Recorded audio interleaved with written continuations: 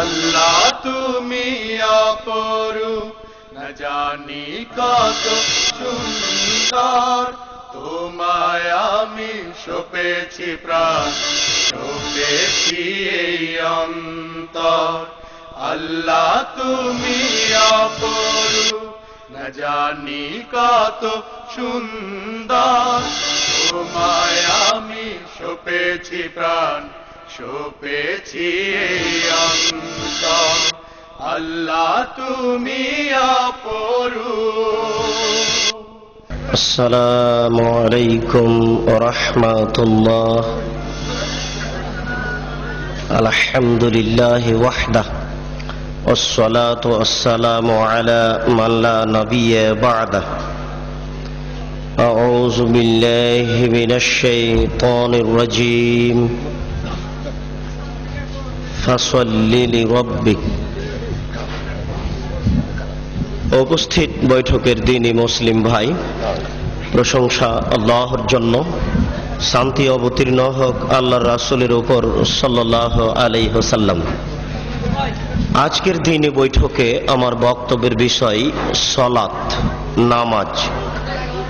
সালাত সম্পর্কে এক গুরুত্বপূর্ণ তথ্যবহল সংক্ষিপ্ত বিবরণের চেষ্টা করব ইনশাআল্লাহ। উল্লিখিত বিষয়ের উপরে আলোচনা করতে গিয়ে প্রথম সংক্ষিপ্ত আলোচনা হবে সালাত আদায় করতেই হবে। তারপরের সংক্ষিপ্ত আলোচনা হবে যারা সালাত আদায় করে না তারা কেমন। তারপরের সংক্ষিপ্ত বিবরণ হবে যারা সালাত আদায় করে কিন্তু রাসূলের পদ্ধতিতে করে না তারা কেমন। তারপরের সংক্ষিপ্ত বিবরণ হবে কিভাবে সালাত আদায় করতে হবে।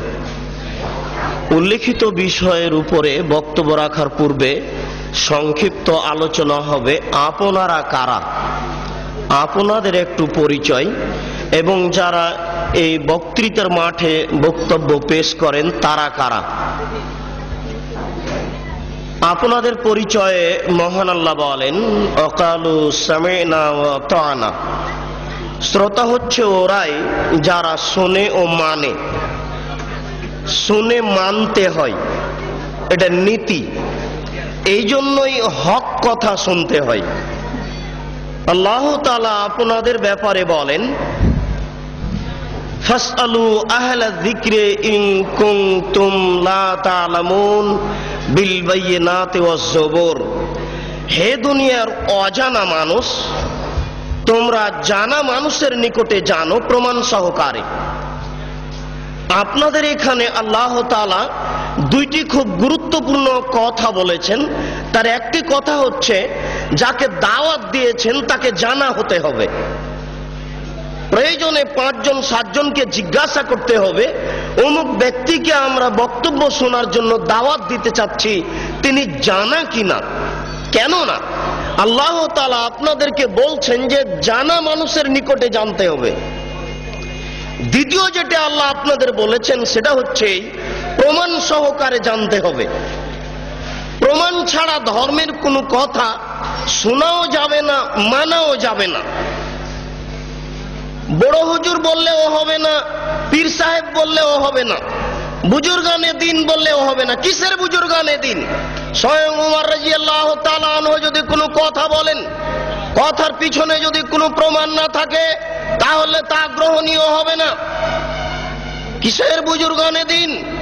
স্বয়ং উমর রাদিয়াল্লাহু তাআলা আনহু যদি কোনো কথা বলেন, কথার পিছনে যদি কোনো প্রমাণ না থাকে তাহলে তা গ্রহণীয় হবে না। উমর মানে বিরাট মানুষ, উমর মানে খুব বড় মানুষ, উমর এত বড় মানুষ, উমর এত বড় মানুষ, উমর এত বড় মানুষ। আল্লাহর নবী বলছেন যে উমর আনতা তাসলুক ফি তারিকিন লা ইয়াসলুকু শাইতান ফি তারিকিকা। উমর তুমি যে রাস্তা দিয়ে হাঁটো ওই রাস্তা দিয়ে শয়তান হাঁটে না। বুখারী শরীফের হাদিস। আল্লাহর নবী বলছেন উমর তুমি যে রাস্তা দিয়ে হাঁটো ওই রাস্তা দিয়ে শয়তান হাঁটে না। বুখারী শরীফের হাদিস। এত বড় মানুষ যদি ধর্মের কোনো কথা বলে আর যদি প্রমাণ না থাকে তাহলে তা গ্রহণীয় হবে না। আপনাদের সাথে সংক্ষিপ্ত কথা শেষ করলাম। বিনীত অনুরোধ, পিছনে যারা দাঁড়িয়ে আছেন গল্প করছেন তারা একটু দয়া করে গল্প বন্ধ করুন। যে যেখানে আছেন দয়া করে আপোষে কথা বলা বন্ধ করুন। আমি আপনাদের জীবনের জন্য অত্যন্ত গুরুত্বপূর্ণ তথ্যবহুল সংক্ষিপ্ত বিবরণের চেষ্টা করছি ইনশাআল্লাহ। আমি ব্যক্তিগত কোনো কথা বা মানুষের কোনো কথা বলার চেষ্টা করব না ইনশাআল্লাহ। এবার সংক্ষিপ্ত আমাদের কথা, যারা এদেশের মাঠে বক্তব্য রাখছেন তাদের ব্যাপারে আল্লাহ রাসূল বললেন, বাল্লিগু আন্নী ওয়ালা আয়া, আমার একটি কথা জানা থাকলেও বলে দাও। আমার দিকে খুব খেয়াল করে থাকতে হবে। এটা হলো প্রথম বাক্য। তিনি বললেন যে আমার একটি কথা জানা থাকলে তা বলে দাও। তারপরে তিনি বললেন যে হাদ্দিসু আন বানি ইসরাইল ওয়ালা হারাজ, বানি ইসরাইলের কাহিনী বলো, কোনো দোষ নেই। এ হলো দ্বিতীয় বাক্য। এবার তৃতীয় বাক্য বলছেন আল্লাহর নবী, আগের দুটাকে ঠেকিয়ে দিবেন।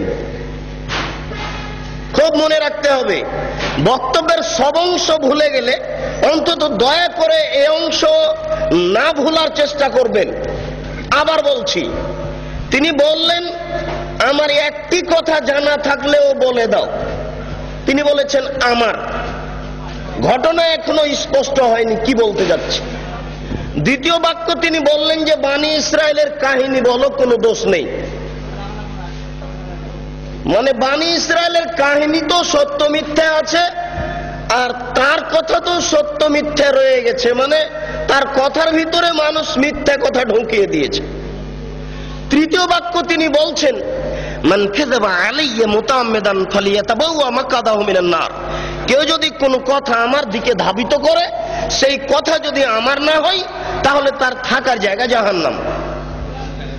হুজুরের অবস্থা বলা হচ্ছে, কিন্তু যিনি জুব্বা পরে টুপি মাথায় দিয়ে আলখাল্লা পরে রাস্তায় হাঁটছেন, যাকে দেখলেই ভালো লাগে, হাতে তসবিহ আছে। একজন লোক জেনা করলে সরাসরি জাহান্নামে যাবে, এ কথা আল্লাহর নবী বলেননি। একটা লোক চুরি করলে সরাসরি জাহান্নামে যাবে, এ কথা আল্লাহর নবী বলেননি। পিতা মাতাকে গালি দেওয়া পৃথিবীর দ্বিতীয় মহাপাপ, পিতা মাতার অবাধ্য চলা পৃথিবীর দ্বিতীয় মহাপাপ। এরপরেও যদি মানুষ পিতা মাতার অবাধ্য চলে, সরাসরি লোকটা জাহান্নামে যাবে, এ কথা আল্লাহর নবী বলেননি। আল্লাহর নবী প্রথম দুই বাক্য বলার পরে তৃতীয় বাক্য বলে আগের দুই বাক্য ঠেকিয়ে দিয়ে বলছেন, কেউ যদি আমার দিকে কোনো কথা ধাবিত করে, সেই কথা যদি আমার না হয়, তাহলে তার থাকার জায়গা জাহান্নাম। এবার আপনার সাথে আমার কথা, আপনি যেদিন ক্লাস 2-এ পড়েছিলেন, সেদিন একটা গল্প পড়েছিলেন। নবী যে রাস্তা দিয়ে হাঁটতেন, একজন বুড়ি সে রাস্তায় কাঁটা পুঁতে রাখত। নবীর পায়ে কাঁটা ফুটলে বুড়ি খুশি হতো। একদিন দেখলেন নবী রাস্তায় কাঁটা নাই। তিনি ভাবলেন বুড়ির কিছু হয়েছে। তিনি বুড়ির বাড়ি গেলেন, দেখলেন সত্যিকারই অসুস্থ। তিনি পরিচর্যা করলেন, বুড়ি ভালো হয়ে গেল। ঘটনা যে মিথ্যা? জি না। আমার হায়াত পর্যন্ত সময় থাকলো আমার দিনী ভাইদের উপরে, আপনার হায়াত পর্যন্ত সময় থাকলো আপনি আমার হায়াত পর্যন্ত এর সত্যতা প্রমাণ করতে পারবেন না ইনশাআল্লাহ। নবীর নামে মিথ্যা কথা বলা হয়েছে। গাছ লাগান, পরিবেশ বাঁচান, নবী নিজ হাতে গাছ লাগিয়েছেন, মিথ্যা কথা। এই দেশের মাটিতে প্রায় 3 লক্ষ বানানো হাদিস আছে। তন্মধ্যে কোরআন মাজিদ 90 পারা, 30 পারা নয় শয়তান মমতাজ বেগমের কাছে প্রায় 2000 জাল হাদিস আছে। ধর্মকে বিকৃত করার জন্য লক্ষ লক্ষ হাদিস মানুষ তৈরি করেছে। আমাদের বাড়িতে 10,000-এর সিরিয়াল আছে। যে কোনো সময় দেশবাসী চাইলে আমরা 10,000 জাল জয়ীফ হাদিস পেশ করার জন্য প্রস্তুত রয়েছি ইনশাআল্লাহ। এই দেশের মাটিতে লক্ষ লক্ষ মিথ্যা তাফসীর রয়েছে। নবী ঈদের মাঠে গেলেন, একটি ছেলে কাঁদছে। নবী বললেন তুমি কাঁদো কেন? আমি এতিম ছেলে। নবী বললেন আমিও এতিম ছিলাম, আমি এতিমের অসুবিধা বুঝি। এই বলে তিনি কোলে নিয়ে আয়েশা রাদিয়াল্লাহু তাআলা আনহার কোলে তুলে দিলেন। আয়েশা তাকে কোলে নিয়ে আদর করলেন, নতুন পোশাক পরালেন। ছেলে খুশি হয়ে গেল। বাস্তবতার সাথে হাদিসের কথার অমিল আছে। রাসূল সাল্লাল্লাহু আলাইহি সাল্লামের বাড়িতে ভিক্ষুক ভিক্ষা পায় না। বহু ভিক্ষুক ফিরে গেছে, তার বাড়িতে ভিক্ষা দেওয়ার কোনো ব্যবস্থা নেই। সেই বাড়িতে নতুন পোশাক থাকলো, এটাই বা হয় কি করে? সাথে সাথে আর কোনো প্রমাণ নাই, নবীর নামে কথা মিথ্যা ছড়ানো হয়েছে, তারই ভিত্তিতে আপনারা ঈদের নামাজে নতুন পোশাক করার জন্য প্রস্তুতি গ্রহণ করেছেন। আপনার স্ত্রীর বিশখান শাড়ি শোকেজে থাকার পরেও ঈদের দিন নতুন শাড়ি কেনার জন্য জোরালো প্রস্তাব পেশ করেছে আপনার সামনে। এটা মিথ্যা তথ্য, মিথ্যা শরীয়ত চলছে। এই দেশের মাটিতে অসংখ্য মিথ্যা কথা আছে। আপনি যেদিন মেট্রিক পরীক্ষা দিয়েছিলেন 40টা হাদিস মুখস্থ করেছিলেন, তার একটি হাদিস হচ্ছে হুব্বুল ওয়াতান মিনাল ঈমান, দেশকে ভালোবাসা ঈমানের অঙ্গ। এটা হাদিস নয়।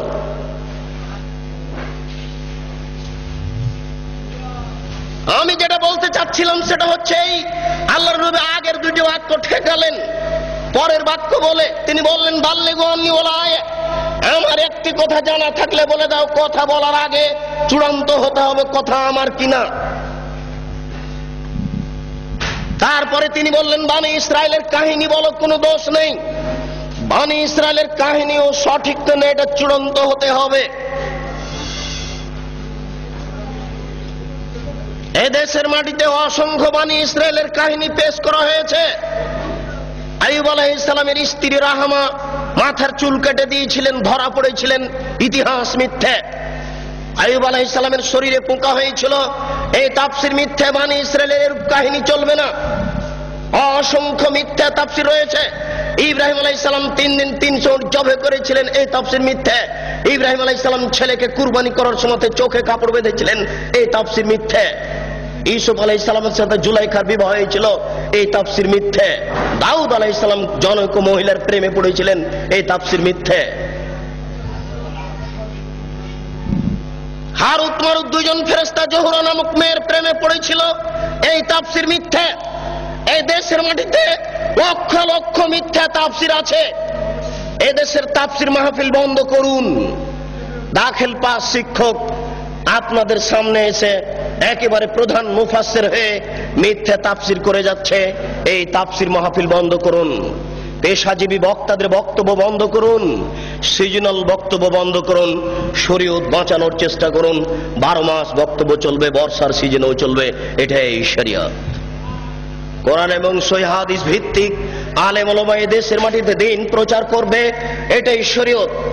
শীতকালীন মৌসুমকালীন এদেশের বক্তা পেশাজীবী হিসেবে তার জীবিকা নির্বাহের উদ্দেশ্যে আপনাদের সামনে মিথ্যা কথা বলে সকালে টাকা নিয়ে বিদায় হবে, আপনারা তাদেরকে সম্মান সহকারে বিদায় করবেন। এটা আপনাদের দিনের অপমান করা হচ্ছে। বিচারের কাঠগড়াতে যেদিন জবাব দিতে হবে সেদিন বুঝতে পারবেন শরীয়ত মিথ্যা কাকে বলে। আপনি একজন তার সহযোগী। আল্লাহ রাসূল আমাদেরকে বললেন এই 3টি বাক্য।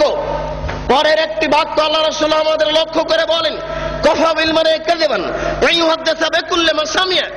একজন মাওলানার মিথ্যুক হওয়ার জন্য এতটুকুই যথেষ্ট, শরীয়তের কোনো কথা তদন্ত না করে বলবে। একজন মাওলানা সাহেবের মিথ্যুক হওয়ার জন্য এতটুকুই যথেষ্ট, একটা শরীয়তের কোনো কথা তদন্ত না করেই বলবে। একজন মাওলানা সাহেবের মিথ্যুক হওয়ার জন্য এতটুকুই যথেষ্ট, শরীয়তের কোনো কথা তদন্ত না করেই বলবে। জনৈক মাওলানা সাহেব বলছেন আল্লাহর নবী কোনো বাচ্চার মাথায় হাত দিলে সেই বাচ্চার মাথা থেকে আতরের সেন্ট ছড়িয়ে পড়তো, মিথ্যে কথা। জি না, এরকম তো ঘটেনি কোনোদিন। না, রাসূলের নামে এই কথা তো ছড়ানো যাবে না। যে কোনো কথা, যে কোনো কাহিনী আমরা জানি আস্তাগফিরুল্লাহাল্লাযী লা ইলাহা ইল্লা হুয়াল হাইয়ুল কাইয়্যুম ওয়া তুবু ইলাইহি, ক্ষমা চাওয়ার এই দোয়া। আস্তাগফিরুল্লাহি রাব্বি মিন কুল্লি জামবি ওয়া তুবু ইলাইহি, আস্তাগফিরুল্লাহি রাব্বি মিন কুল্লি জামবি ওয়া তুবু ইলাইহি। এই দোয়া তো খুঁজে পাওয়া যায় না, রাসূলের নামে আসলো কি করে? কে জবাব দিবে? ঢাকা শহরের বংশালী হচ্ছে আহলে হাদিসের মূল ভিত্তি। বংশালের সুযোগ্য জ্ঞানী মানুষই জবাব দিবে। জবাবের জন্য ঢাকা বংশালী দায়ী মূলত, আমি এটাই মনে করি। এখানে আহলে হাদিসের মাদ্রাসা আগে স্থান পেয়েছে। বংশালের মানুষেরাই ঢাকা শহরে আগে থেকে ভিত্তি স্থাপন করেছে। আমরা গ্রাম প্রত্যন্তল থেকে একেবারে পল্লী এলাকা থেকে বংশালে যখন পৌঁছি তখনই মনে করি আহলে হাদিস অধ্যুষিত এলাকায় পৌঁছেছি। এটা আমাদের গৌরবের বিষয়। বংশালের বড় বড় সুবিজ্ঞ মানুষ এর জবাব দিবে।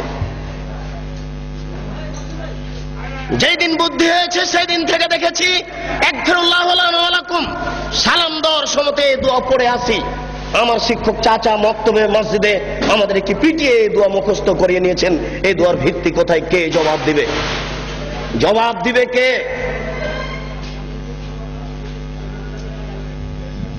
জবাব দেওয়ার জন্য কে প্রস্তুত রয়েছে? আমি সংক্ষিপ্ত আকারে বলে যাচ্ছি, এদেশের এক শ্রেণীর আলেম ধর্ম বিকৃত করছে। আপনারা এটা বিশ্বাস রাখেন, তাহলে আপনারা হক পাওয়ার চেষ্টা করবেন। মাছ দিয়ে ভাত খায় মানুষ, কাঁটা ফেলে খায়, বুদ্ধি আছে, কাঁটা সহ খায় না। অতএব শরীয়ত যেটুকু জানতে চাইবে, যেটুকু জানতে হবে, সেটুকু প্রমাণ সহকারে জানতে হবে।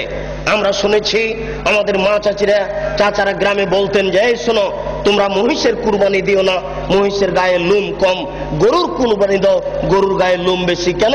প্রত্যেক লোম সমান এক নেকি হবে। মিথ্যা কথা, নবীর নামে মিথ্যা কথা ছড়ানো হয়েছে, জাল হাদিস। কে জবাব দিবে? কিয়ামতের মাঠে নেকির পাল্লাই এই কুরবানির গরু, নাড়ি ভুঁড়ি সবকিছু ওই নেকির পাল্লাই চাপিয়ে দেওয়া হবে। এই হাদিস আমাদেরকে শোনানো হয়েছে, এই হাদিস মিথ্যা। এর জবাব কে দিবে? গরু দিয়ে, উট দিয়ে আকিকা চলে না, এই হাদিস মিথ্যে, এটা জাল হাদিস, রাসূলের উপরে এটা বানিয়ে ছড়ানো হয়েছে। এর জবাব কে দিবে? বাচ্চার কানের পাশে আজান দিতে হবে, কথা সত্য। ডান কানে আজান দিতে হবে, বাম কানে একামত দিতে হবে, এ হাদিস মিথ্যে। রাসূল এ কথা বলেননি, এই হাদিসের জবাব কে দিবে? মায়ের দিকে সুনজরে তাকালে কবুল হজের সমান নেকি হয়, এ হাদিস মিথ্যে। মায়ের পায়ের নিচে জান্নাত, এ হাদিস সত্য। মায়ের পায়ের নিচে জান্নাত, এ হাদিস ঠিক। মায়ের পায়ের নিচে জান্নাত, এ হাদিস ঠিক। বাপ মায়ের নিকটে, বাপ মায়ের দিকে সুনজরে দেখলে কবুল হজের সমান নেকি হবে, এ হাদিস রাসূলের উপরে মিথ্যা আরোপ করা হয়েছে। এই জবাব কে দিবে? এই জন্য মনে রাখবেন, রাসূল সাল্লাল্লাহু আলাইহি ওয়াসাল্লাম একদা যাচ্ছিলেন মেরাজে জিবরাইল আলাইহিস সালামের সাথে। তিনি দেখলেন কতগুলি লোকের জিহ্বাকে আগুনের কেঁচি দিয়ে কেটে দেওয়া হচ্ছে, কতগুলি লোকের জিহ্বাকে আগুনের কেঁচি দিয়ে কেটে দেওয়া হচ্ছে। আল্লাহর নবী বললেন, মান হাউলায়ে? জিবরাইল, এরা কারা যাদের জিহ্বা কেটে দেওয়া হচ্ছে? জিবরাইল আলাইহিস সালাম বলেন, হাউলায়ে খুতবাইন মিন উম্মাতিক, এরা হচ্ছে আপনার উম্মতের বক্তা, যারা বক্তৃতা করে বেড়াতো, তাদের জিহ্বা আগুনের কেঁচি দিয়ে কেটে দেওয়া হচ্ছে। কি বুঝলেন? কি বুঝলেন? আর আমি কি বুঝালাম? বুখারী শরীফের এক হাদিসে এসেছে, আল্লাহর নবী বলছেন, ইয়াউমুল কিয়ামা, মাওলানা সাহেবকে কিয়ামতের মাঠে জাহান্নামে নিয়ে যাওয়া হবে। জাহান্নামে নিক্ষেপ করার সাথে সাথে তান্দালে কক্তা বহু, মাওলানা সাহেবের নাড়ি ভুঁড়ি সব ঝরে পড়ে যাবে। মাওলানা সাহেব ঘুরতে থাকবে তার নাড়ি ভুঁড়ির চতুর্দিকে। আপনারা তো শহরের মানুষ, বুঝতে পারবেন কিনা, আমরা তো পল্লীর মানুষ, এ কথা খুব ভালো বুঝি। ধান মাড়ার সময়তে, গরুর পায়ে ধান মাড়ার সময়তে গরু ধানের উপরে এইভাবে ঘুরে। ধান মাড়ার সময়তে, ধান গাছ থেকে ঝরানোর সময়তে গরু ওই ধানগুলির ওপরে যেভাবে ঘুরে, মাওলানা সাহেব তার নাড়ি ভুঁড়ির চতুর্দিকে ঘুরবে। ফাজতামা আলাইহা আহলুন নার, জাহান্নামীরা সেখানে জমা হয়ে বলবে, মালাক, খবর কি হুজুর, আপনার কেন এই অবস্থা? আনতা তা'মুরুনা বিল মারুফ ওয়া তানহাউনা আনিল মুনকার, হুজুর আপনি তো আমাদের ভালো কথা বলছিলেন, মন্দ থেকে নিষেধ করছিলেন, হুজুর আপনার অবস্থা কেন এরূপ? হুজুর তখন বলবেন, কি বলি, আমরুকুম বিল মারুফ ওয়া লা আতিহি, আমি যে ভালো বলেছি ভালো করিনি যে। কত হুজুর ভালো করেননি, এর প্রমাণ নিবেন। মিথ্যা কথা বলে ধর্ম প্রচার করে হুজুর, হুজুরকে সকালে 10,000 টাকা দিতে হয়। শতকরা 95 জন বক্তা মিথ্যুকে দেশের মাটিতে আমি ভাঙাচুরা ভিত্তে দ্বারা যা তদন্ত চালিয়েছি, তাতে আমার বুঝ শতকরা 95 জন বক্তা মিথ্যুকে দেশের মাটিতে মিথ্যা কথার ভিত্তিতে দিন প্রচার করছে। আপনাকে সজাগ সোচ্চার হতে হবে, নইলে এই হুজুরেরা ইসলামের গায়ে, ধর্মের গায়ে আগুন লাগিয়ে দিয়েছে, ধাঁধা ধাঁধা করে ধর্ম চলছে। আপনি এখন কি করবেন? আজও যদি ঢাকা শহরে খাঁটি ফার্নিচার কিনতে যান, ভালো কাঠের ফার্নিচার পাবেন, টাকা বেশি লাগতে পারে। আজও যদি খাঁটি সরিষার তেল কিনতে চান, তাহলে পাবেন, টাকা বেশি লাগতে পারে। কিন্তু খাঁটি ধর্ম যদি পেতে চান, তাহলে সহজ নয়, খুব জটিল। জিজ্ঞাসা করলে বলবে বড় হুজুর বলেছেন, পীর সাহেব বলেছেন, বুজুর্গানে দিন বলেছেন, এই বলেই চলবে। বুজুর্গানে দিনের দোহাই দিয়ে ধর্ম চলে না। মাওলানা সাহেবকে যখন বলা হচ্ছে, আপনার কেন এই অবস্থা, তখন মাওলানা সাহেব বলছেন কি করি, আমি যে ভালো বলেছি ভালো করিনি। যে হুজুরের বাড়ি দেখেন না, হুজুরের বউয়ের কি অবস্থা, হুজুরের পায়জামাটা টাকনুর নিচে আছে এটা দেখা যায় না, হুজুরের চাকরিটা অবৈধ পয়সাতে আছে এটা দেখা যায় না, হুজুর সকালবেলাতে টাকা কম হলে রাগ করছে এটা বোঝা যায় না। शरीयत की पागल नाकि, शरीयत की हवाई लड्डू, दोनों हाथ में लड्डू है, जो चाहे उसको खा ले, जो चाहे उसको छोड़ दे। ये शरीयत की हवाई लड्डू नाकि हाका बाका लाड़ू नाकि शरीयत इच्छा मतो खावे। আপনাদের সাথে ও আমাদের সাথে সংক্ষিপ্ত কথা শেষ করলাম। কোনোদিন যদি সময় সাপেক্ষে বলতে পারি তাহলে আপনাদের সামনে বিস্তারিত কথা বলবো। প্রথমে বলা হয়েছে সময় অতীব কম। মহান আল্লাহ বলেন ফাসাল্লি লিরাব্বিক, আপনি আপনার প্রতিপালকের জন্য সালাত আদায় করুন। মহান আল্লাহ বলেন ইন্নাস সালাতা তানহা আনিল ফাহশাই ওয়াল মুনকার ওয়া যিকরুল্লাহি আকবার, নিশ্চয় সালাত নামাজ মানুষকে অন্যায় অশ্লীল কাজ থেকে বিরত রাখে। সালাত হচ্ছে সবচেয়ে আল্লাহকে ডাকার বড় মাধ্যম। পৃথিবীতে আর কোনো এত বড় মাধ্যম নাই যেই মাধ্যমে আল্লাহকে অত ডাকা যায়। নামাজ সালাত দিয়ে আল্লাহকে যত ডাকা যায়। আমি কিন্তু সালাত বলার চেষ্টা করব। যারা আপনারা শিক্ষিত মানুষ তারা জানেন যে নামের পরিবর্তন হয় না, নাম সব ভাষাতে নামই থাকে। কোরআন বাংলাতেও কোরআন, কোরআন ইংরেজিতেও কোরআন, কোরআন আরবিতেও কোরআন। সালাত নামটি কোরআনে আল্লাহ দিয়েছেন, সালাত নামটি হাদিসে আল্লাহর নবী দিয়েছেন। সালাত পরিবর্তন হয়ে নামাজ হলো কেন? কে এর জবাব দিবে? সালাত মানে প্রার্থনা করা, আর নামাজ মানে হচ্ছে উপাসনা করা। সিয়াম মানে হচ্ছে বিরত থাকা, আর রোজা মানে হচ্ছে উপবাস থাকা। সিয়াম নামটা নবী দিয়েছেন, সিয়াম নামটা আল্লাহ দিয়েছেন। সিয়াম হচ্ছে নাউন, কেন পরিবর্তন হলো এর জবাব কে দিবে? হিন্দু উপবাস থাকে, রোজা সবাই থাকতে পারে, সিয়াম সবাই থাকতে পারে না। সূর্য ওঠার পূর্ব থেকে ফজরের আজান থেকে নিয়ে সূর্য ডুবা পর্যন্ত খাওয়া পান করা যাবতীয় অপছন্দ কথা ও কর্ম থেকে বিরত থাকার নাম হচ্ছে সিয়াম। মাথায় কাপড় না দিয়ে একটা মহিলা রোজা থাকতে পারে, সিয়াম থাকতে পারে না। যাবতীয় অপছন্দ কথা ও কর্ম থেকে বিরত থাকার নাম হচ্ছে সিয়াম। একজন মহিলা ছোট ব্লাউজ পরে রোজা থাকতে পারে, সিয়াম থাকতে পারে না। একজন ব্যবসায়ী মিথ্যা কথা বলে ব্যবসা করে রোজা থাকতে পারে, সিয়াম থাকতে পারে না। সিয়াম মানে হচ্ছে বিরত থাকা, আর রোজা মানে হচ্ছে উপবাস থাকা। ঘুম থেকে উঠে সকালে দাড়ি চাচার পরে বাজারে যাবে, এই ছেলে রোজা থাকতে পারে, সিয়াম থাকতে পারে না, অসম্ভব হতে পারে না। শরীয়ত এরকম নয়। শরীয়ত কারো ব্যক্তিগত ইচ্ছায় চলে না, সে তার নিজের গতিতে চলে। রোজা থাকা সহজ হতে পারে, সিয়াম থাকা সহজ নয়। কে আর নাম দিলে ঈদ মুবারক, এর নাম হচ্ছে ঈদুল ফিতর, ঈদুল আজহা। কি করে হয়ে গেল ঈদ মুবারক? ঈদ মুবারক মানে কি? কে নাম দিল? কে এর জবাব দিবে? অতএব আল্লাহকে ডাকার সবচেয়ে বড় মাধ্যম হচ্ছে সালাত। সালাতের মাধ্যম দিয়ে আল্লাহকে বেশি ডাকা যায়। মহান আল্লাহ বলেন হাফিজু আলাস সালাওয়াত ওয়াস সালাতিল উস্তা, তোমরা 5 ওয়াক্ত সালাতকে ঠিক মতো আদায় করো, বিশেষভাবে আসরের সালাতকে ঠিক মতো আদায় করো। নবী করিম সাল্লাল্লাহু আলাইহি সাল্লাম যখন মুআয ইবনে জাবালকে পাঠালেন ইয়ামান দেশে, তখন তিনি বললেন মুআয মনে রাখো ইন্নাকা তাতি আহলা কিতাবিন, তুমি যাচ্ছ ইহুদি খ্রিস্টানদের নিকটে দ্বীন প্রচার করতে। ফাদহুম ইলা শাহাদাতি লা ইলাহা ইল্লাল্লাহ, সর্বপ্রথম তুমি মানুষকে বলো আল্লাহ ব্যতীত কোনো মাবুদ নেই, মুহাম্মদ আল্লাহর রাসূল। মানুষকে সাক্ষী দিতে হবে আল্লাহ ব্যতীত কোনো মাবুদ নাই। সংক্ষিপ্ত সময়ের কারণে আপনার কাছে আমি কিছু বলে যেতে পারছি না। আমি সাক্ষ্য দিচ্ছি আল্লাহ ব্যতীত কোনো মাবুদ নাই। এ কথা বাংলাদেশের লোকেরা বুঝে না, সৌদি আরবের লোকেরা বুঝেছিল। সৌদি আরবের লোকের মাবুদ ছিল 360 জন। সৌদি আরবের লোকের নকল আল্লাহ ছিল 360 জন। মুহাম্মদ সাল্লাল্লাহু আলাইহি সাল্লাম বলেছিলেন না, 360 জন মাবুদ চলবে না, একজন উপরে আছে তাকে মানতে হবে। তখন আত্মীয় স্বজন বলেছিল এ কি যেমন তেমন বোধ, এ কি যেমন তেমন খারাপ। আরে ইহুদি খ্রিস্টানরা তো অন্তত 3 জন মাবুদ মানে, এ বলছে যে 3 জনও নয়, মাত্র একজন সপ্তম আকাশের উপরে থাকে। এটা কি সহ্য করা যায়? একে হত্যা করতে হবে, নইলে নইলে বন্দি করতে হবে, নইলে দেশ থেকে তাড়িয়ে দিতে হবে, যে কোনো একটা সিদ্ধান্ত নিতে হবে। তিনি বলেছিলেন লা ইলাহা ইল্লাল্লাহ। তারা বুঝেছিল, আমি বুঝতে পারি না। আমি সাক্ষ্য দিচ্ছি আল্লাহ ব্যতীত কোনো মাবুদ নাই, আমি সাক্ষ্য দিচ্ছি আল্লাহ ব্যতীত কোনো মাবুদ নাই।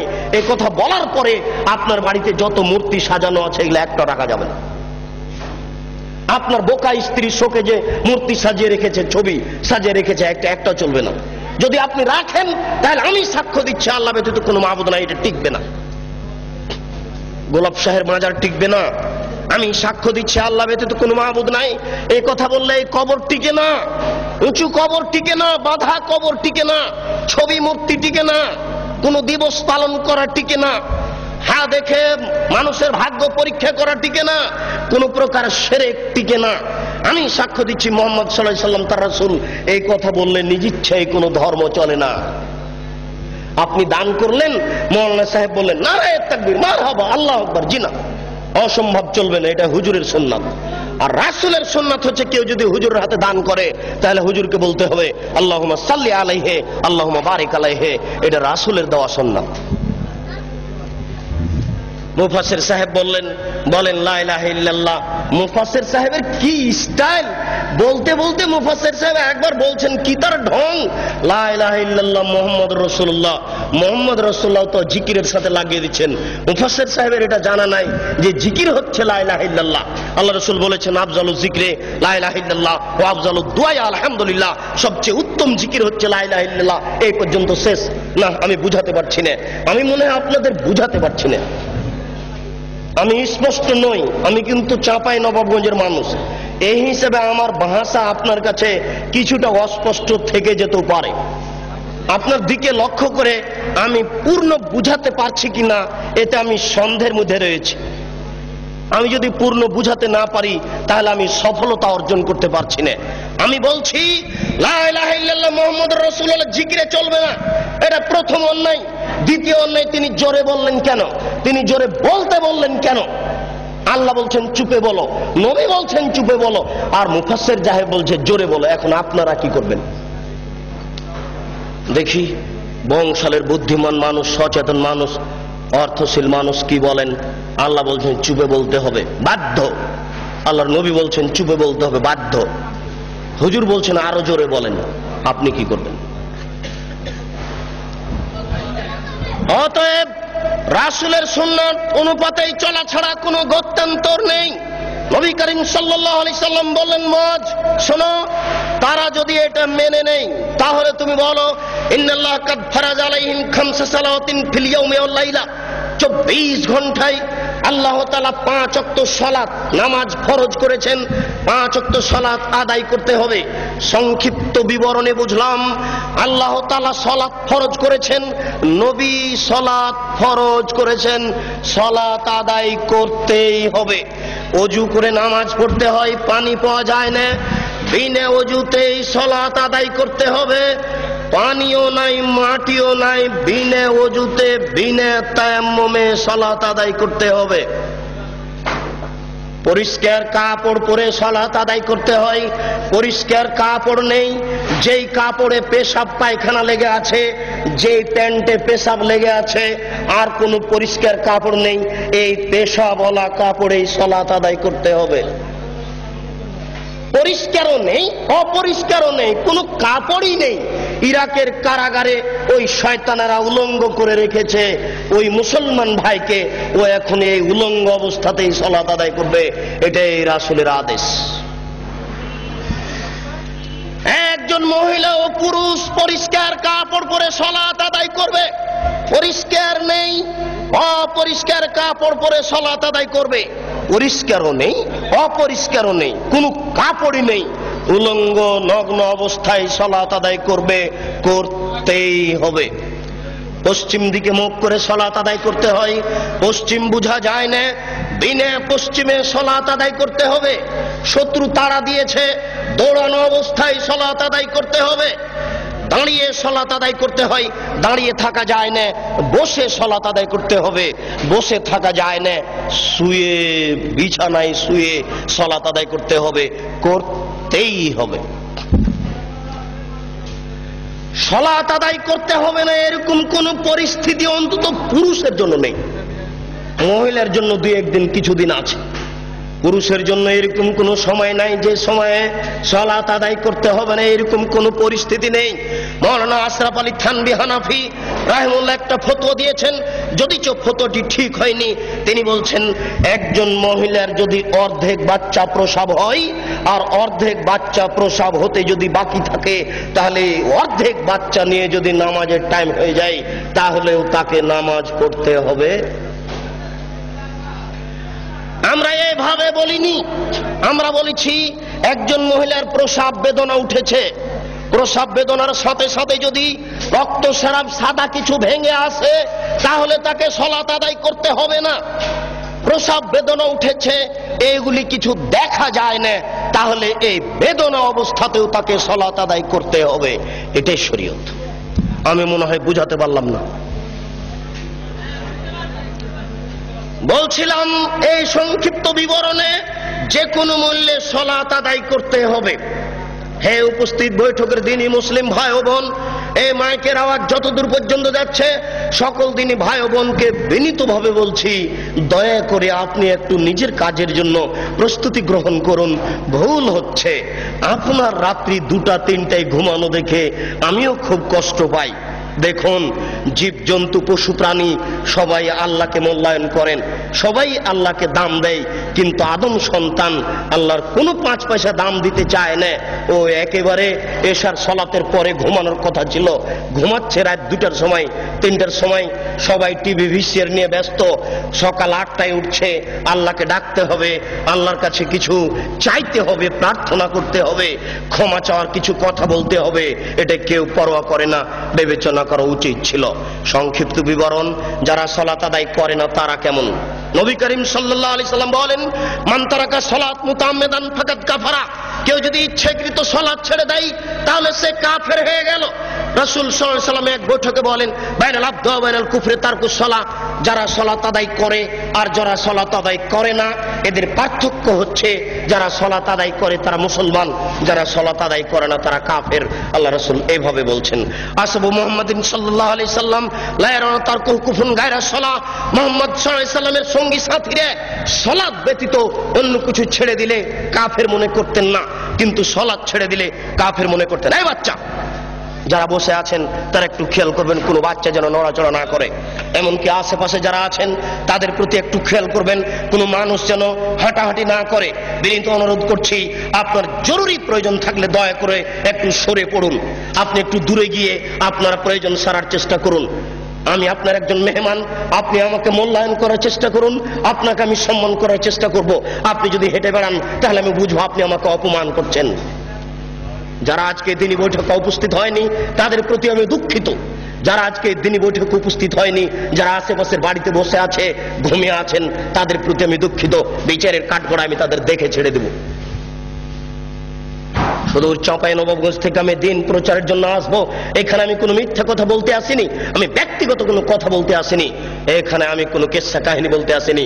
আপনার দরজা আমি এসেছি, আপনি বাড়িতে ঘুমিয়ে আছেন কেন? আপনি কি মনে করছেন? আমি মনে করছি আপনি আমার সাথে অন্যায় আচরণ দেখালেন। বলছিলাম, হে আমার দিনী ভাই, রাসূল সাল্লাল্লাহু আলাইহি সাল্লাম বলেন, উমিরতু আন উকাতিলান নাস হাত্তা ইয়াকুলু লা ইলাহা ইল্লাল্লাহ ওয়া ইউকিমুস সালাহ ওয়া ইউতুজ যাকাত। আমাকে বলা হয়েছে মানুষের বিরুদ্ধে আমি যুদ্ধ চালিয়ে যাব যতক্ষণ পর্যন্ত লা ইলাহা ইল্লাল্লাহ না বলবে এবং যতক্ষণ পর্যন্ত সালাত আদায় না করবে। যারা সালাত আদায় করে না তাদের বিরুদ্ধে আমি যুদ্ধ চালিয়ে যাব, মারবো না হয় মরবো।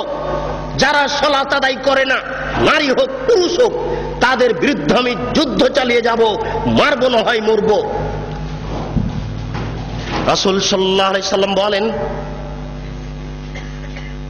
যারা সালাত আদায় করলো আসামু মিন্নি দিমাহুম ওয়া মালাহুম। যারা সালাত আদায় করলো তারা তাদের রক্তকে, তারা তাদের অর্থকে নিরাপদে করে নিল। এর বাক্যের অর্থ আপনি কি বুঝলেন? যারা সালাত আদায় করে না তাদের অর্থ লুটে নেওয়া যায়। যারা সালাত আদায় করে না তাদের রক্ত বৈধ। আল্লাহ রাসূল বলছেন যারা সালাত আদায় করলো তারা তাদের অর্থকে, তারা তাদের সম্পদকে, রক্তকে নিরাপদে করে নিল। তাই তো সেই কালে ইমাম আহমদ ইবনে হাম্বল বলেছেন যারা সালাত আদায় করে না তাদের কুরবানি করতে হবে। ইমাম আবু হানিফা রাহিমাহুল্লাহ বলেছেন যারা সালাত আদায় করে না তাদের জেলখানায় বন্দী করতে হবে। আরবি বিদ্বানগণ বলেছেন, বর্তমান আরবি বিদ্বান বলছেন যারা সালাত আদায় করে না, স্ত্রী করে স্বামী করে না, বিবাহ থাকবে না, বিচ্ছিন্ন হয়ে যাবে, বলাই লাগবে না, এমনিতে বিবাহ কেটে গেছে।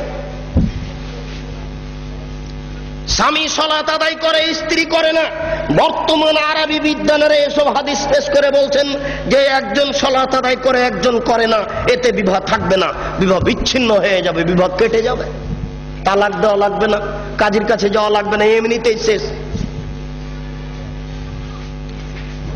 আমরা আপনাদের সতর্ক করার জন্য বলছি, হে আমার উপস্থিত বৈঠকের দিনী ভাই, যারা সালাত আদায় করে না তারা মহাপাপী, যারা সালাত আদায় করে না তারা বড় পাপী। সালাত আদায় করেননি অতীতে, আপনি আজ থেকে তওবা করে ক্ষমা চেয়ে আল্লাহর দরবারে বলুন, প্রতিপালক তোমার সাথে জড়িত পাপ সহজেই ক্ষমা হয়, অতএব তোমার দরবারে অনুতপ্ত সহকারে ক্ষমা চেয়ে বলছি আর কোনোদিন সালাত আদায় সালাত ছাড়বো না। অতীতের কারণে তুমি আমাকে ক্ষমা করো, ভবিষ্যতে তুমি আমাকে সঠিকভাবে সালাত আদায় করার তৌফিক দান করো, আল্লাহুম্মা আমিন। সালাত যেহেতু আল্লাহর সাথে সম্পৃক্ত পাপ, সহজেই ক্ষমা হবে বলে আশা করা যায়। গীবাত আল্লাহর সাথে জড়িত পাপ নয়, মানুষের সাথে জড়িত পাপ। বড় ছেলেকে এই বাড়িতে লিখে দেওয়া হয়েছে আর ছেলে মেয়েকে লিখে দেওয়া হয়নি, এটা হচ্ছে মানুষের সাথে জড়িত পাপ। এইগুলো তওবা করে ক্ষমা হয় না।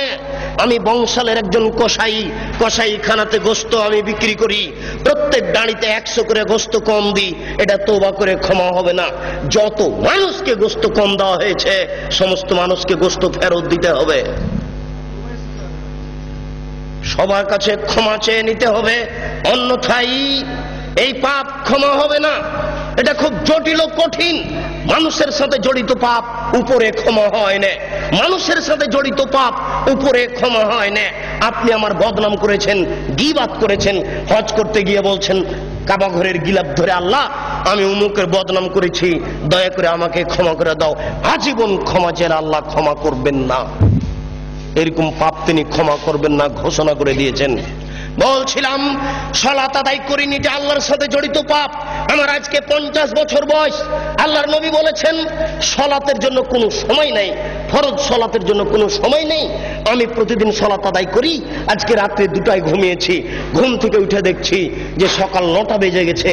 আমরা কিন্তু ছোট থেকে শুনেছি যে ফজরের সালাত যদি ছুটে যায় তাহলে পরের দিন ফজরের টাইমে পড়তে হবে, আর মধ্যখানে পড়া যাবে না। আল্লাহ নবী বলছেন জি না, যখনই স্মরণ হবে তখনই পড়ো, যখনই ঘুম ভাঙে তখনই পড়ো। যদি সকাল 9টায় ঘুম ভাঙে 9টায় ফরজ, ফজর 9টায়। যদি 7টায় ঘুম ভাঙে ফজর 7টায়।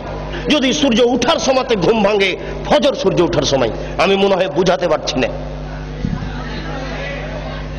ফরজ সালাতের কোনো সময় নেই। যখনই আপনি বুঝতে পেরেছেন যে আমার সালাত ছুটে গেছে, এটা তখনই আপনি পড়ুন, যখন সময় পেয়েছেন। যার জন্য আল্লাহ রাসূল বলছেন মুরু আওলাদাকুম বিসসালাত হুম আবনাউ সাবঈ সিনিনা, তোমরা তোমাদের ছেলে মেয়েকে সালাত আদায় করতে বলো যখন তার বয়স 7 বছর। ওয়াজরিবহুম আলাইহা হুম আবনাউ 10 সিনিনা, পিটিয়ে সালাত আদায় করাও যখন তার বয়স 10 বছর। 10 মাস 10 দিন পেটে রাখতে পারলেই মা হওয়া যায় না, 2 বছর দুধ পান করালেই মা হওয়া যায় না, 5 বছর তেল কাজল দিয়ে মানুষ করলেই মা হওয়া যায় না, 14 বছর 20 বছর 25 বছর যাবত ছেলে মেয়ের পিছনে লক্ষ লক্ষ টাকা খরচ করলেই বাপ হওয়া যায় না। বাপের কাজ, মায়ের কাজ। 7 বছর বয়সেই ছেলেকে সালাত আদায়ের জন্য বলতে হবে, শিরক সম্পর্কে অবগত করতে হবে। বাড়িতে ঢুকলে সালাম দিয়ে বাড়িতে ঢুকতে হবে। কলিং বেলে যদি সালাম থাকে, কলিং বেলে আঙ্গুল দেওয়ার সময়তে বলতে হবে আসসালামু আলাইকুম। ছেলে মোবাইল বাড়িতে 8-10টা রিং হচ্ছে, টিপেই ছেলে বলছে হ্যালো। জি না, ও তো কুকুরকে ডাকা বুদ্ধি। হ্যালো কেন?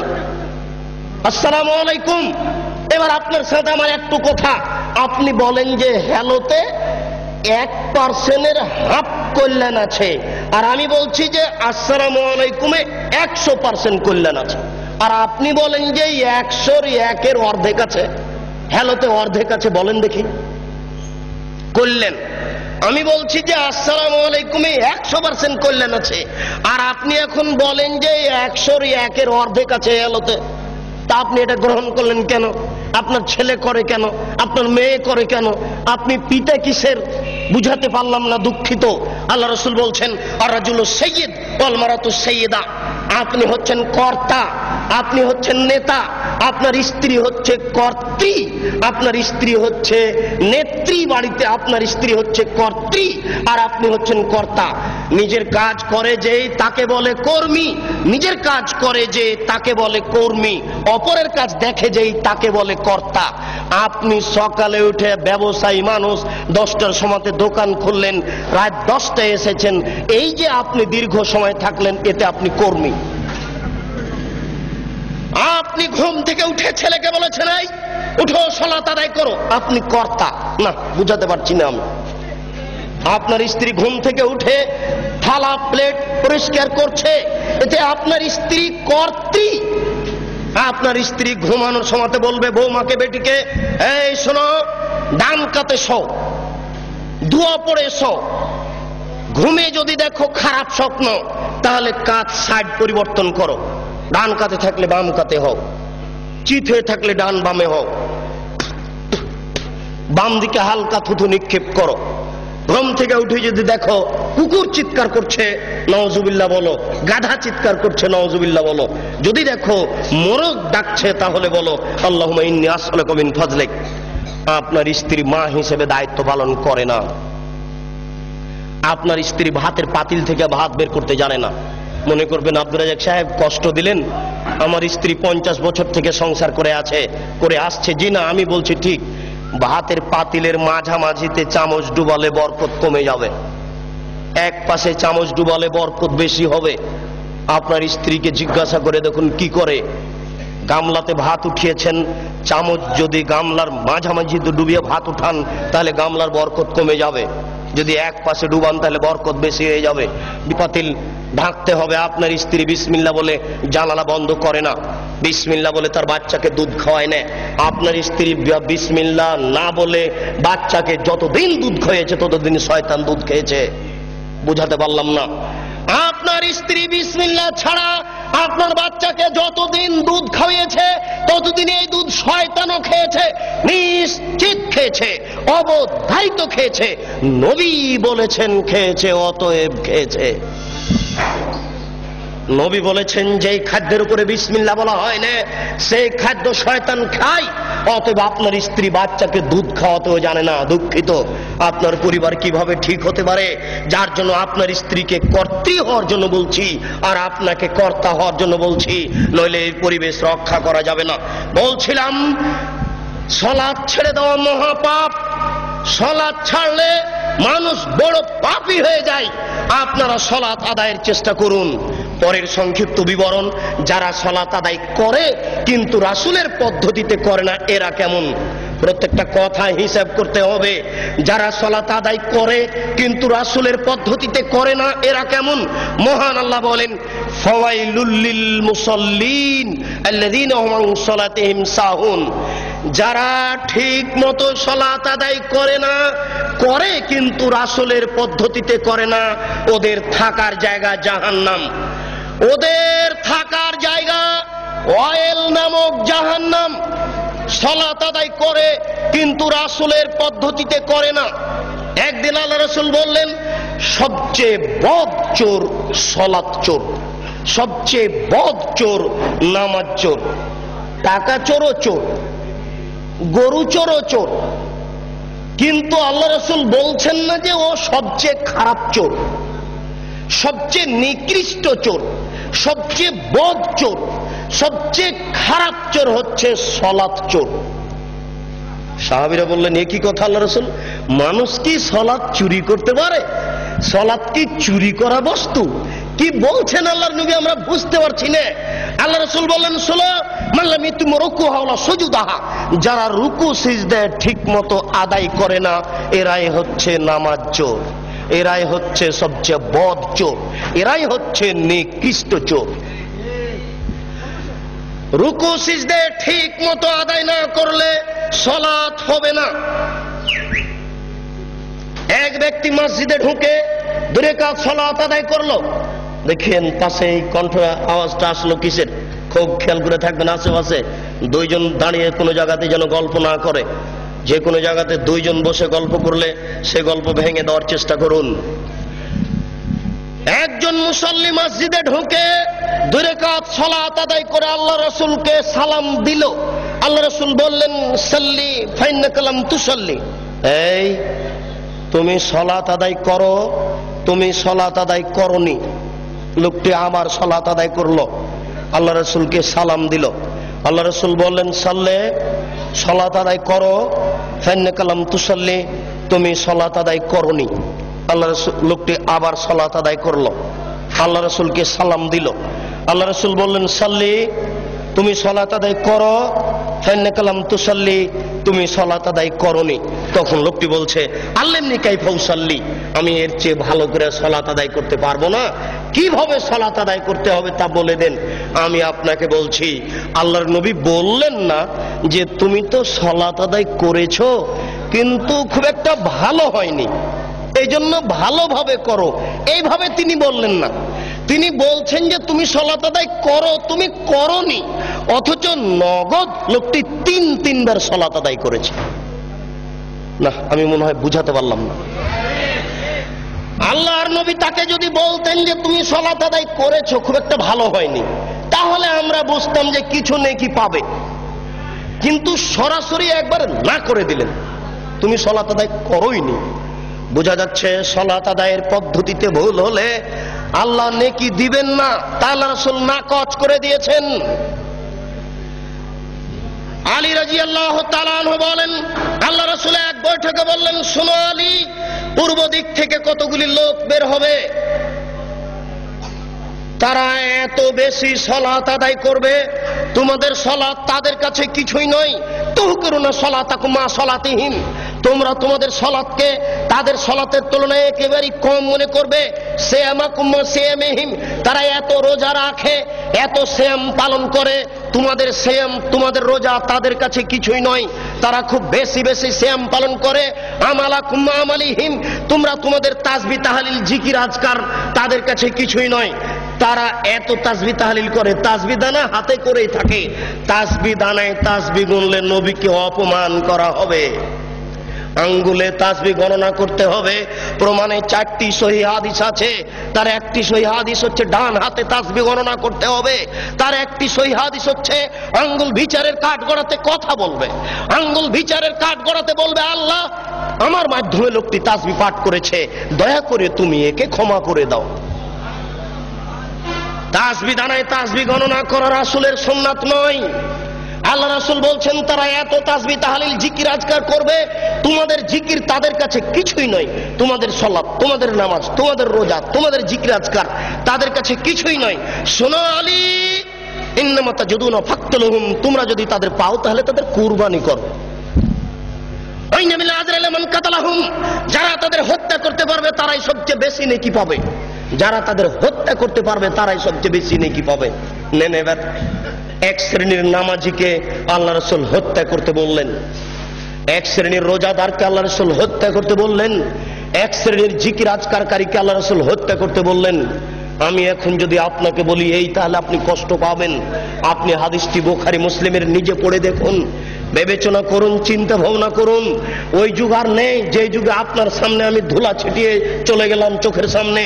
এখন বুখারী বাংলায়, মুসলিম বাংলায়, আবু দাউদ, নাসাই, তিরমিজি সব বাংলায়। আপনিও কালকে সকালে এই হাদিসগুলি পড়ে দেখতে পারেন, আপনি যাচাই বাছাই করুন। আপনি বিবেকবান মানুষ, আপনার বিবেকের সামনে একটা অহেতুক কথা বলে চলে যাব, এটা হয় না, ওই সময় পার হয়ে গেছে, এখন নগদ বুঝার সময় এসেছে। আল্লাহ রাসূল বলছেন, আলী শোনো, তাদেরকে যদি তোমরা হত্যা করতে পারো, যে ব্যক্তি হত্যা করতে পারবে সেই সবচেয়ে বেশি নেকি পাবে। তাহলে বোঝা যাচ্ছে যে সব সালাত আল্লাহর দরবারে কবুল হবে না। কবুল হওয়া তো দূরের কথা, ওই ব্যক্তি হচ্ছে হত্যার যোগ্য। কেন? ওইভাবে সালাত আদায় করে রাসূলকে অপমান করেছে। যদিচ এদের একজন বড় মৌলানা আব্দুর খুলনা বলছেন এই দল সে দল, এই দল টুঙ্গির দল। আমরা এই কথা বলতে চাচ্ছি না। তারা যাই হোক না কেন, যে ব্যক্তি হোক না কেন, আপনার সালাতটা ঠিক হচ্ছে কিনা আপনি এখন থেকে প্রস্তুতি গ্রহণ করুন, এটা আমার অনুরোধ। সংক্ষিপ্ত বিবরণে বলছিলাম, হে আমার উপস্থিত বৈঠকের দিনই মুসলিম ভাই ও বোন, রাসূলের পদ্ধতিতে সালাত আদায় না করলে ওই সালাত হবে না। এখানে একটা গুরুত্ব পেশ করতে গিয়ে আর একটি কথা বলছি। আসরের টাইমে আল্লাহ রাসূল এরকম গিলাস হাতে করে পানি পান করে নিয়ে বললেন, দেখো এটা রমজান মাস, আমি সিয়াম ছেড়ে দিলাম। আসরের সালাতের পরে আমি রোজা সিয়াম ছেড়ে দিলাম, তার মানে তোমরাও ছেড়ে দাও। কিছুক্ষণ পরে রাসূলের কাছে সংবাদ পৌঁছিল এখনো কিছু লোক সিয়াম আছে। তাদের দাবি যারা পারে না তারা ছেড়ে দিবে। আমরা তো পারি, আমাদের কি অসুবিধা, আমরা কেন ছাড়বো? আল্লাহ রাসূল বললেন, উলাইকা হুমুল ওসাতো, উলাইকা হুমুল ওসাতো, উলাইকা হুমুল ওসাতো। যারা এখন রোজা আছে ওরা নাফরমান, যারা এখন রোজা আছে ওরা নাফরমান, যারা এখন রোজা আছে ওরা নাফরমান। কি বুঝলেন? হাদিস তো বুখারী মুসলিমে। তার মানে রোজা আছে, সিয়াম আছে, কিন্তু রাসূলের পদ্ধতিতে হয়নি। মানে রাসূল বলেন এখন সিয়াম ছেড়ে দাও, এখন আর নেকির কাজ নেই, আমাকে মানতে হবে, এটা হলো নেকি, আমাকে মানতে হবে, এটা নেকি। বেশি ইবাদতের নাম নেকি নয়, আমার কথা মেনে চলতে হবে, এরই নাম নেকি। বুজুর্গানে দিনের দোহাই দিয়ে ধর্ম চলে না, রাসূল সাল্লাল্লাহু আলাইহি সাল্লামের কথা দিয়ে মাত্র ধর্ম চলে, অন্য মানুষের কথা দিয়ে চলে না। যেখানে যেটুকু পড়বেন, যেখানে যেটুকু করবেন, সেখানে সেটুকু প্রমাণ সহকারে করুন। ইমাম সাহেবকে বলেন, মাওলানা সাহেব আমি তো বাড়িতে ছিলাম না, আমার ছেলে হওয়া 7 দিন পার হয়ে গেছে, তো আজকে আকিকে কি করব? তো বলছেন 14 দিনে করেন, 21 দিনে করেন। আপনি খালি একটু বলেন যে ভাই একটু হাদিসটা লিখে বাংলা অনুবাদ করে হাদিসটা ঠিক কি বেঠিক দয়া করে লিখে দিবেন। আমরা তো জেনারেল শিক্ষিত মানুষ, অত কিছু বুঝি না, আপনাদেরকে আমরা মূল্যায়ন করতে চাই। 7 দিন পরে আসুন, দেখুন হুজুর খালি আনছান আনছান করে, হুজুর শুধু কেমন কেমন করে।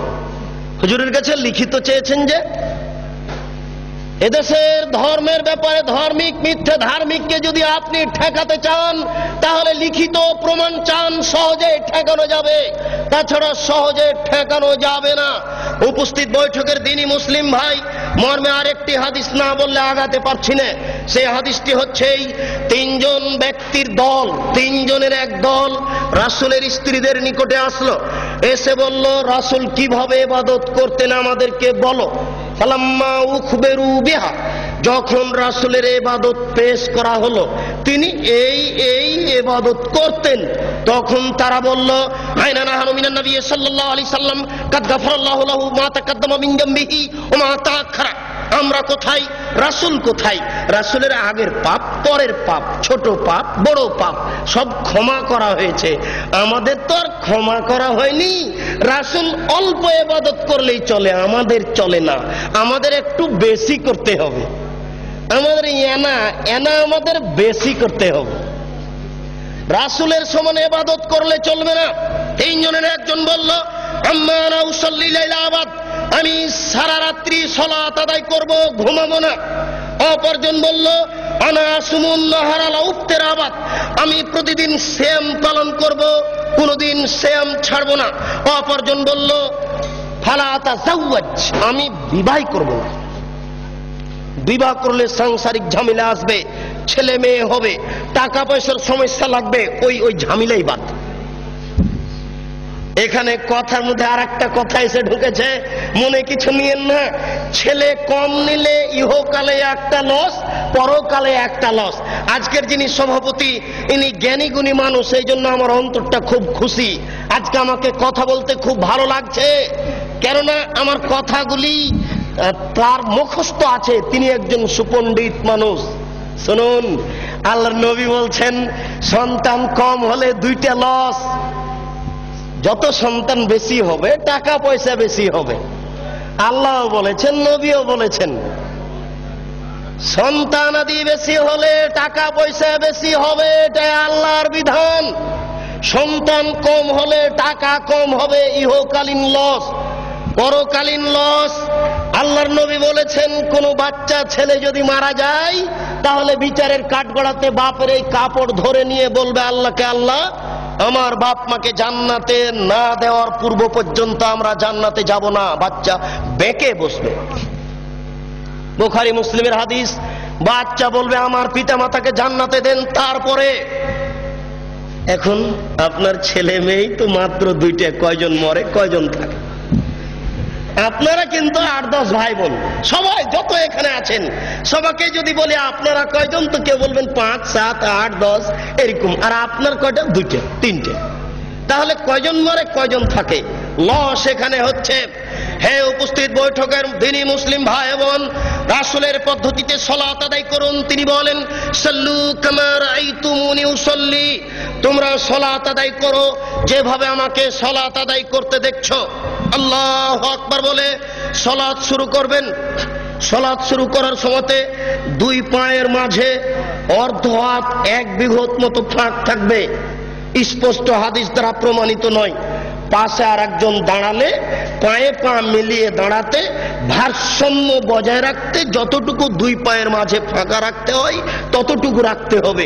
কিন্তু ওরা বলেছে, ওই যে যারা বলেছে ভোট দাও বুবু জান্নাত পাবা বুবু, ওরা যে বলেছে বুবু ভোট দাও, ওরা কিন্তু বলেছে যে দেখো দুই পায়ের গোড়ালি এভাবে লাগিয়ে রাখিও। কেন লাগিয়ে না রাখলে লজ্জা স্থানের যোগাযোগ মাটির সাথে থাকবে। নাউজুবিল্লাহ, বড় নোংরা কথা বলেছে। সাবধান, মহিলা পুরুষ একই ব্যাপার। ভারসাম্য বজায় রাখার জন্য দুই পায়ের মাঝে যতটুকু ফাঁকা রাখা প্রয়োজন ততটুকু ফাঁকা রাখবেন। আল্লাহু আকবার বলে হাতের আঙ্গুলি জমা জমা করে কাঁধ সামনাসামনি, কাঁধের লতি সামনাসামনি হাত উঠাবেন। এইভাবে থুতনির নিচে নিয়ে আসবেন না, কান ধরবেন না। একাধিক সহিহ হাদিস, কাঁধ সামনাসামনি। এই আল্লাহু আকবার বলে ডান হাতের কবজি বাম হাতের কবজির উপরে রাখবেন। আল্লাহু আকবার বলার পূর্বে কোনো শব্দ চলবে না। সশব্দে নিয়ত করলে আল্লাহ রাসূলকে অপমান করা হবে। সশব্দে নিয়ত করলে আল্লাহ রাসূলকে উপেক্ষা করা হবে। আল্লাহ রাসূলকে উপেক্ষা করে কেউ আল্লাহকে সন্তুষ্ট করতে পারবে না, এটা ভুল পদ্ধতি। অতএব আল্লাহু আকবার বলার পূর্বে কোনো শব্দ মুখ দিয়ে উচ্চারণ হবে না। জায়নামাজে দাঁড়িয়ে আল্লাহু আকবার বলার পূর্বে কোনো শব্দ মুখ দিয়ে উচ্চারণ হবে না। ডান হাতের কবজি বাম হাতের কবজির উপরে দিতে পারেন, সহিহ হাদিস। আর একটু আগে বাড়িয়ে বাহুর উপরে বাহু দিতে পারেন, সহিহ হাদিস। বুকের উপরে রাখবেন, নাভির নিচে রাখার 3টি হাদিস আছে যা গ্রহণীয় নয়। অতএব বুকের উপরে রাখুন। আপনি বলুন, আল্লাহুম্মা বাঈদ বাইনি ওয়া বাইনা খাতায়ায়া কামা বা'আদতা বাইনাল মাশরিক ওয়াল মাগরিব। হে আল্লাহ, তুমি আমাকে আর আমার পাপকে অত দূরত্বে রাখো, পূর্ব এবং পশ্চিমকে তুমি যত দূরত্বে রেখেছো, পূর্ব এবং পশ্চিম যেমন লক্ষ লক্ষ মাইল দূরত্ব রয়েছে, তুমি আমাকে আর আমার পাপকে অত দূরত্বে রাখো। আল্লাহুম্মা নাক্কিনি মিনাল খাতায়া কামা ইউনাক্কা সাওবুল আবিযু মিনাদ দানাস। হে আল্লাহ, তুমি আমার পাপকে ধুয়ে পরিষ্কার করে দাও যেমন ভাবে সাদা কাপড়কে ময়লা থেকে ধুয়ে পরিষ্কার করা হয়। আল্লাহুম্মা গসিল খাতায়া বিল মাই ওয়াস সালজি ওয়াল বারাদ। হে আল্লাহ, তুমি আমার পাপকে ঠান্ডা স্বচ্ছ পরিষ্কার পানি দিয়ে ধুয়ে পরিষ্কার করে দাও। আউযু বিল্লাহি মিনাশ শাইতানির রাজিম। মারদুদ বিতাড়িত শয়তান থেকে পরিত্রাণ চাচ্ছি।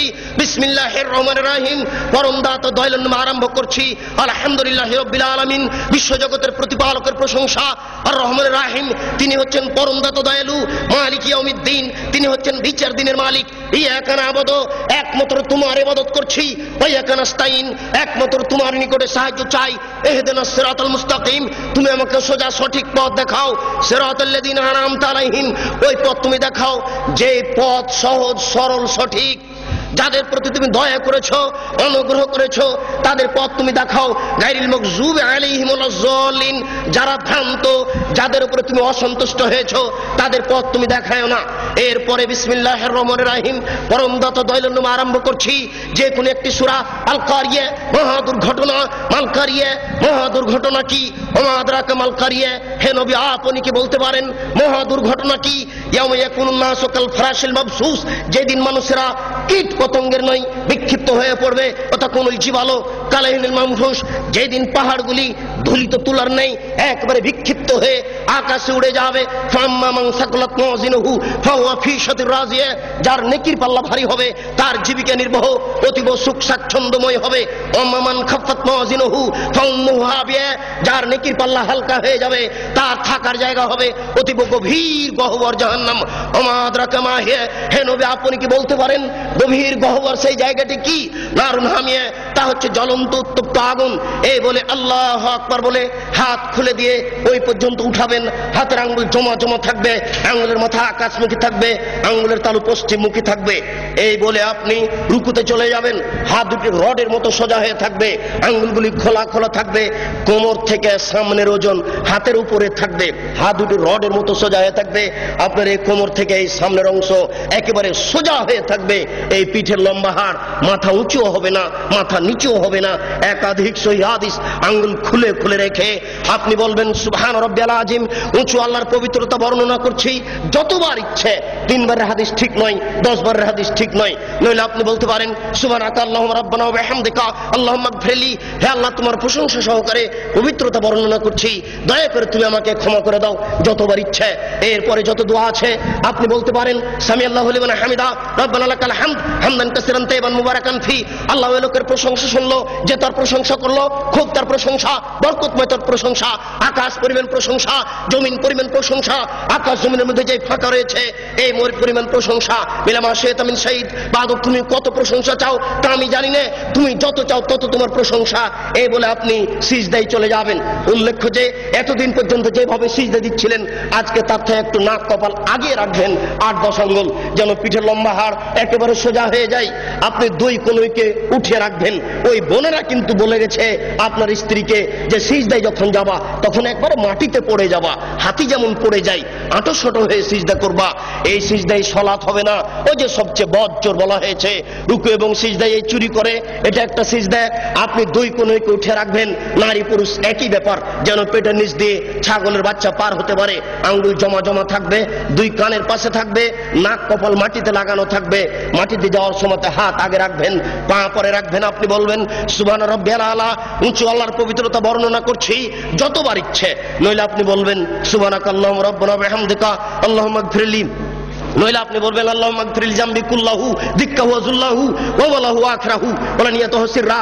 হে আল্লাহ তুমি আগের পাপ, পরের পাপ, ছোট পাপ, বড় পাপ, প্রকাশ্য পাপ, অপ্রকাশ্য পাপ, জীবনে যত পাপ করেছি সমস্ত পাপ তুমি ক্ষমা করে দাও। সিজদা থেকে উঠে আপনি বলবেন আল্লাহুম্মা গফিরলি ওয়ারহামনি ওয়াহদিনি ওয়াফিনি ওয়ারযুকনি। হে আল্লাহ তুমি আমাকে ক্ষমা করো, আমাকে রুজি দাও, আমার প্রতি দয়া করো, আমাকে সঠিক পথ দেখাও। আর আপনি দোয়া আছে পড়তে পারেন। আবার সিজদায় যাবেন, আবার সিজদা থেকে উঠে আর 1 রাকাত পড়বেন। এই হলো 2 রাকাত। যদি আপনার আত্মাহিয়াতুর বৈঠক হয় তাহলে বাম হাতের আঙ্গুলগুলি জমা জমা হয়ে হাঁটুর উপরে থাকবে, আর ডান হাত ওইরকমই থাকবে। তবে ডান হাতের অবস্থা হচ্ছে এই 2টি আঙ্গুল জমা করে নেবেন, 3টি আঙ্গুলের নখের উপরে বৃদ্ধাঙ্গুলের পেট রেখে এইভাবে গোলাকার করে ধীর গতিতে আঙ্গুল নড়াতে থাকবেন। একবার আঙ্গুল উঠাতে হবে, এর প্রমাণে পৃথিবীতে কোনো ভুয়া হাদিসও নেই। কিভাবে চলে আসলো তা জবাব দিতে পারবো না, জবাব আপনাদের দিতে হবে। ঠিক ওই দোয়ার মতো একবার আঙ্গুল উঠাতে হবে, এর প্রমাণে দুনিয়াতে কোনো জালজয়ী ভুয়া হাদিস নেই। অবিরাম ধীর গতিতে আঙ্গুল নড়াতে হবে। সালামের বৈঠক হয় যদি তাহলে বাম পাকে ডান দিক দিয়ে বের করে দিবেন, নিতম্ব মাটির উপরে রেখে দিবেন, এটাই শরীয়ত। এরপরে আপনি বলবেন আত্তাহিয়াতু লিল্লাহি ওয়াস সালাওয়াতু ওয়াত তাইয়্যিবাতু, সমস্ত ইবাদত আল্লাহর জন্য। আসসালামু আলাইকা আইয়ুহান নবিয়্যু, হে নবী আপনার উপরে শান্তি অবতীর্ণ হোক। আসসালামু আলাইনা ওয়া আলা ইবাদিল্লাহিস সলিহিন, শান্তি আমাদের প্রতি হোক, ভালো বড় মানুষের প্রতি হোক। আশহাদু আল্লা ইলাহা ইল্লাল্লাহ, আমি সাক্ষ্য দিচ্ছি আল্লাহ ব্যতীত কোনো মাবুদ নাই। ওয়া আশহাদু আন্না মুহাম্মাদান আবদুহু রাসূলুহু, আমি সাক্ষ্য দিচ্ছি মুহাম্মদ সাল্লাল্লাহু আলাইহি ওয়াসাল্লাম তার রাসূল, তার দাস। আল্লাহুম্মা সাল্লি আলা মুহাম্মাদিন ওয়া আলা আলি মুহাম্মাদ কামা সাল্লাইতা আলা ইব্রাহিম ওয়া আলা আলি ইব্রাহিম ইন্নাকা হামিদুম মাজিদ। হে আল্লাহ, তুমি মুহাম্মদ সাল্লাল্লাহু আলাইহি ওয়াসাল্লাম ও তার বংশধরের প্রতি শান্তি অবতীর্ণ করো, যেমন ভাবে ইব্রাহিম আলাইহিস সালাম ও তার বংশধরের প্রতি শান্তি অবতীর্ণ করেছো। তুমি প্রশংসনীয়, তুমি জ্ঞানী। আল্লাহুম্মা বারিক আলা মুহাম্মাদিন ওয়া আলা আলি মুহাম্মাদ কামা বারাকতা আলা ইব্রাহিম ওয়া আলা আলি ইব্রাহিম ইন্নাকা হামিদুম মাজিদ। হে আল্লাহ, তুমি মুহাম্মদ সাল্লাল্লাহু আলাইহি ওয়াসাল্লাম ও তার বংশধরের প্রতি বরকত নাজিল করো, যেমন ভাবে ইব্রাহিম আলাইহিস সালাম ও তার বংশধরের প্রতি বরকত নাজিল করেছো। তুমি প্রশংসনীয়, তুমি জ্ঞানী। আল্লাহুম্মা ইন্নী যালামতু নাফসি যুলমান কাসীরা। হে আল্লাহ, জীবনে খুব পাপ করেছি, ফাগফিরলি, দয়া করে আমাকে ক্ষমা করে দাও। মাগফিরাতাম মিন ইনদিক, ক্ষমা একমাত্র তোমার পক্ষ থেকে হয়ে থাকে। ওয়ারহামনি ইন্নাকা আনতাল গাফুর রাহিম, তুমি যে দয়াশীল, তুমি যে ক্ষমাশীল, তুমি দয়া না করলে, তুমি ক্ষমা না করলে আমাকে কে ক্ষমা করবে? আল্লাহ নাউযু বিকা মিন আযাবি জাহান্নাম, আমি তোমার নিকটে জাহান্নামের শাস্তি থেকে বাঁচতে চাচ্ছি। ওয়া নাউযু বিকা মিন আযাবিল কবর, তোমার নিকটে কবরের শাস্তি থেকে বাঁচতে চাচ্ছি। ওয়া নাউযু বিকা মিন ফিতনাতিল মাসিহিদ দাজ্জাল, আমি দাজ্জালের ফিতনা থেকে তোমার নিকটে বাঁচতে চাচ্ছি। আল্লাহ নাউযু বিকা মিন আসাবাল মাগরাম, কর্জ বড় পাপ থেকে তোমার নিকটে বাঁচতে চাচ্ছি। আসসালামু আলাইকুম রাহমাতুল্লাহ, আসসালামু আলাইকুম রাহমাতুল্লাহ। এই সংক্ষিপ্ত সালাত আপনি সালামের পূর্বে আরো কিছু বলতে পারেন। সময় সংকীর্ণ বলেই আমি শেষ করতে যাচ্ছি। শেষে একটু লাস্টটা রেখেছেন, অনেক দোয়া আগে হয়েছে, এরপর আপনি বলছেন আল্লাহুম্মা গফির লাহু, আল্লাহ তুমি দয়া করে একে ক্ষমা করে দাও। আরহামহু, তুমি এর প্রতি রহমত নাযিল করো। ওয়াফিহি, তুমি একে মাফ করো। ওয়াফি আনহু, তুমি এর প্রতি নিরাপত্তা অবতীর্ণ করো। আকরিম নুজলাহু, তুমি একে দামি সম্মানী খাদ্য খেতে দাও। ওয়াসসামাদ খালাহু, তুমি এর থাকার জায়গা প্রশস্ত করে দাও। ওয়াগসলহু বিল মাই ওয়াসাল জল বারাত, তুমি একে ঠান্ডা স্বচ্ছ পানি দিয়ে ধুয়ে পরিষ্কার করে দাও, যেমন ভাবে সাদা কাপড়কে ময়লা থেকে ধুয়ে পরিষ্কার করা হয়। আবদালহু দারান খায়রান মিন দারিহি, দুনিয়াতে যে বাড়ি ছিল তার চেয়ে সুন্দর বাড়ি দাও। আহলান খায়রান মিন আহলিহি, দুনিয়াতে যে পরিবার ছিল তার চেয়ে সুন্দর পরিবার দাও। ওয়া জাওজান খায়রান মিন জাওজিহি, দুনিয়াতে যে স্ত্রী ছিল তার চেয়ে সুন্দর স্ত্রী দাও। আবদালহু আদখিলহুল জান্নাহ, তুমি একে জান্নাতে প্রবেশ করিয়ে দাও। ওয়াজু মিন আযাবিল কবরে, তুমি একে কবরের শাস্তি থেকে রক্ষা করো। ওয়া মিন আযাবিন নার, তুমি একে জাহান্নামের শাস্তি থেকে রক্ষা করো। আল্লাহুম্মা গফির লিহাইয়িনা, যারা আমাদের জীবিত তাদের তুমি ক্ষমা করে দাও। ওয়া মাইয়িতিনা, যারা আমাদের মারা গেছে তাদের তুমি ক্ষমা করে দাও। ওয়া শাহিদিনা, যারা জানাজায় উপস্থিত হয়েছে তাদের তুমি ক্ষমা করে দাও। ওয়া গায়েবিনা, যারা জানাজায় উপস্থিত হতে পারেনি তাদের তুমি ক্ষমা করে দাও। ওয়া সাগীরিনা, যারা আমাদের ছোট তাদের তুমি ক্ষমা করে দাও। ওয়া কাবীরিনা, যারা আমাদের বড় তাদের তুমি ক্ষমা করে দাও। ওয়া যাকারিনা, যারা আমাদের পুরুষ তাদের তুমি ক্ষমা করে দাও। ওয়া উনসানা, যারা আমাদের মহিলা তাদের তুমি ক্ষমা করে দাও। আল্লাহুম্মা মান আহয়াতাহু মিন্না ফাহিল ইসলাম, হে আল্লাহ তুমি যদি আমাদের কাউকে জীবিত রাখো তাহলে মুসলমান করে জীবিত রাখো। ওমান তাওফাইতাহু মিন্না ফাতাওফাহু লিল ঈমান, আল্লাহ তুমি যদি আমাদের কাউকে মারতে চাও তাহলে ঈমানদার করে মারো। আল্লাহুম্মা লা তাহরিমনা আজরাহু ওয়া লা তাফতিননা বাদা, আল্লাহ এই লোকটা মরে যাওয়ার কারণে আমরা দুঃখিত হয়েছি, এই কারণে তুমি আমাদের নেকি দান করো, তুমি আমাদের বিপদগামী করো না। আসসালামু আলাইকুম রাহমাতুল্লাহ, আসসালামু আলাইকুম রাহমাতুল্লাহ। আলোচনার প্রবৃত্তি। হে উপস্থিত বৈঠকের দিনী ভাই, আপনার যদি সোচ্চার না হন তাহলে দেশের মিথ্যা বক্তব্য, মিথ্যা তাফসির, মিথ্যা হাদিস ঠেকানো যাবে না। এই দেশের মাটিতে প্রায় 3 লক্ষ জালজয়ী হাদিস আছে, লক্ষ লক্ষ মিথ্যা তাফসির আছে। এই দেশের মাটিতে আমার বুঝ অনুপাতে শতকরা 95 জন বক্তা মিথ্যুক আর শতকরা 98 জন মুফাসসির মিথ্যুক। আপনারা সোচ্চার হন, আমাদের পরামর্শ দেন, আমরা আপনাদের কাছে সঠিক কথা পেশ করার চেষ্টা করি। 12 মাস দিন প্রচার করার চেষ্টা করি, সিজনাল প্রচার ছেড়ে দিয়ে, নইলে আমাদেরও পরকাল হারাবে, আপনাদেরও হারাবে। সাথে সাথে যেভাবে সলাতের কথা বললাম সেভাবে আপনারা আদায় করার চেষ্টা করুন। প্রতিপালক তুমি বড় দয়াশীল, তুমি বড় ক্ষমাশীল, তুমি বড় রহমতশীল, তোমার বড় রহমতের আশা দাঁড়িয়ে বলছি, তো আজ আমাদের মারা গেছে তাদের তুমি ক্ষমা করে দাও। যারা আমরা অসুস্থ তাদের তুমি আরোগ্য দাও। যারা আমরা বেঁচে আছি নারী পুরুষ তাদেরকে তোমার রাসূলের পদ্ধতি অনুপাতে চলার তৌফিক দান করো। এই দাবি, এই দাওয়া, এই দোয়া তোমার দরবারে রেখে আজকের সংক্ষিপ্ত আলোচনা এখানে শেষ করলাম। সুবহানাকা আল্লাহুম্মা ওয়া বিহামদিকা আশহাদু আল্লা ইলাহা ইল্লা আনতা আস্তাগফিরুকা ওয়া আতুবু ইলাইক। আসসালামু আলাইকুম ওয়া রাহমাতুল্লাহ।